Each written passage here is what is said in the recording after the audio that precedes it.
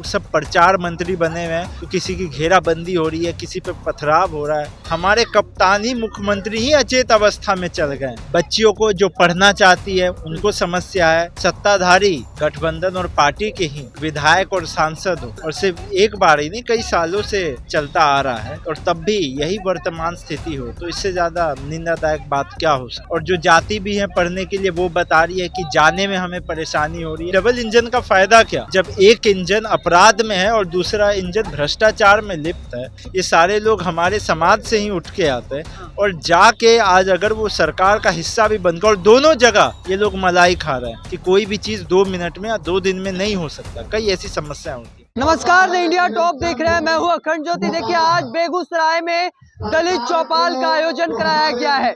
RLJP के नेता यशराज पासवान पहुंचे हैं और तमाम दलितों के समस्या का लगातार सुनवाई कर सकते हैं, लोगों से सुन रहे थे। और जिस धरती पे अभी हम लोग हैं, यहाँ से सांसद हैं बीजेपी के गिरिराज सिंह, बीजेपी और जदयू के विधायक हैं। किस तरीके से देखते हैं, कितना काम हुआ है और क्या समस्या सुनने को मिला? देखिए, आप लोगों ने देखा है कि जब यहाँ आज दलित चौपाल में इतने सारे ग्रामीण हमारे भाई बहन माताएं और सभी लोग, बुजुर्ग लोग, सभी लोग आज चौपाल में भाग लिए, और जब हम यहाँ के जनता से संवाद कर रहे थे, जब हम उनसे बात करने गए, तो आपने देखा कैसी कैसी समस्याएं उठ के आ रही थी। यहाँ पे बच्चियों को जो पढ़ना चाहती है उनको समस्या है। कुछ कह रही हैं कि हमारा दाखिला है तो बहुत दूर है, वहाँ जाना पड़ता है। और जो जाति भी है पढ़ने के लिए, वो बता रही है कि जाने में हमें परेशानी हो रही है। और भी समस्या ही समस्या है। इन लोग का ये भी यहाँ पे कहना है कि हम अपने जनप्रतिनिधि के पास अगर जाते हैं तो सुनवाई भी सही से नहीं हो रही है। तो ये तो बहुत दुर्भाग्यपूर्ण बात है कि अगर सत्ताधारी गठबंधन और पार्टी के ही विधायक और सांसद हो, और सिर्फ एक बार ही नहीं कई सालों से चलता आ रहा है, और तब भी यही वर्तमान स्थिति हो, तो इससे ज्यादा निंदादायक बात क्या हो सकती है। डबल इंजन की सरकार कही जाती है, बिहार में है, विकास जोरदार हो रहा है, लेकिन यहाँ पर तो बीजेपी के सांसद हैं और जदयू में चले गए हैं विधायक जी। तो लग रहा है लोगों का समस्या सबसे अधिक किस तरीके का सुनने को मिला आपको? आपने देखा ही, आपके सामने ही हमने संवाद किया, और हम जहाँ जा रहे थे आपने बोला डबल इंजन की सरकार है। इस डबल इंजन का फायदा क्या, जब एक इंजन अपराध में है और दूसरा इंजन भ्रष्टाचार में लिप्त है। और जो आप समझिए, जो इंजन को आगे चला रहे हैं, हमारे कप्तान ही मुख्यमंत्री ही अचेत अवस्था में चल गए। तो स्वाभाविक बात है कि इस ट्रेन को डिरेल होना ही है पटरी से। तो वैसा ही कार्यकलाप है सरकार का, वैसा ही चाल चलन है। उस सरकार में आपके भाई भी हैं, उस सरकार में जीतन राम मांझी भी हैं, और तमाम नेताओं को किस तरीके से देख रहे हैं? देखिए, चाहे कोई भी नेता हो, चाहे भैया की बात हो और लोग भी हों, ये सारे लोग हमारे समाज से ही उठ के आते हैं, और जाके आज अगर वो सरकार का हिस्सा भी बनकर, और दोनों जगह ये लोग मलाई खा रहे हैं। केंद्र में भी सरकार में इनकी हिस्सेदारी है और राज्य में भी है, लेकिन इनको जनसेवा से कोई लेना देना नहीं। ये लोग सब प्रचार मंत्री बने हुए हैं, और आप देख ही रहे हैं ना अभी सारे प्रचार मंत्रियों का क्या हो रहा है। कोई इतना व्याकुल हो रहे हैं जमीनी हकीकत देके कि पत्रकार भाई बंधुओं से ही मुक्का मुक्की कर रहे हैं। अरे भाई, मतलब इतने संस्कारहीन इस सरकार के मंत्री लोग ही हो गए हैं। अब देखिए, एक जनतंत्र लोकतंत्र में चौथा स्तंभ होता है पत्रकारिता, पर यही इन लोगों का चाल चलन है, रवैया है। और आप मंत्रियों को देखें तो किसी की घेराबंदी हो रही है, किसी पे पथराव हो रहा है।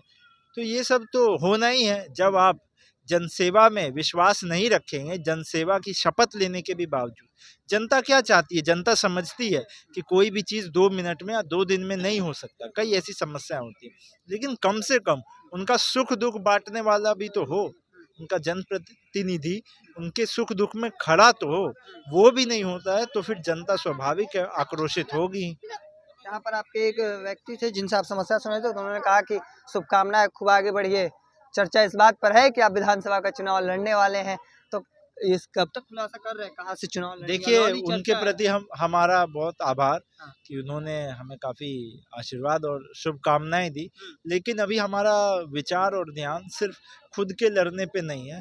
हम अपनी सारी ऊर्जा लगा रहे हैं कि हम अपने नेता श्री पशुपति कुमार पारस जी और श्री प्रिंस राज जी, जो स्वर्गीय रामविलास पासवान जी हमारे बड़े बाबा द्वारा लकीर खींची गई थी, उसको और लंबा करने का जो प्रयास कर रहे हैं लोग, तो उसमें हम जितनी अपनी ऊर्जा दे पाए तो वो हमारे लिए तो सौभाग्य की बात हो पाएगी अगर हम कुछ हाथ बटा सकें।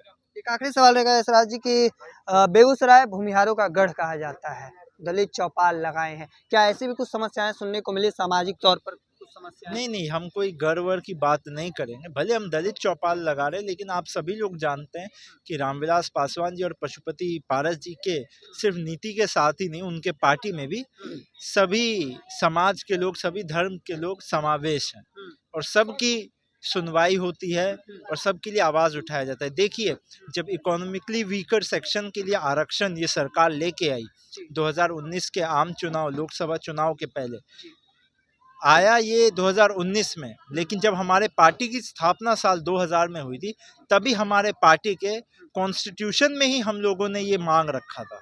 तो सोचिए कि जो सवर्ण समाज के भी इकोनॉमिकली वीकर सेक्शन है, जो आर्थिक रूप से कमज़ोर है सवर्ण समाज में, उनके लिए भी आरक्षण होना चाहिए। तो हमारी सोच और विचारधारा ऐसी रही है। हम भले दलित चौपाल लगा रहे हैं, लेकिन 2005 में जब हम किंग मेकर की भूमिका में थे, हमारे 29 विधायक थे, हमने खुद के लिए तो पद नहीं मांगा।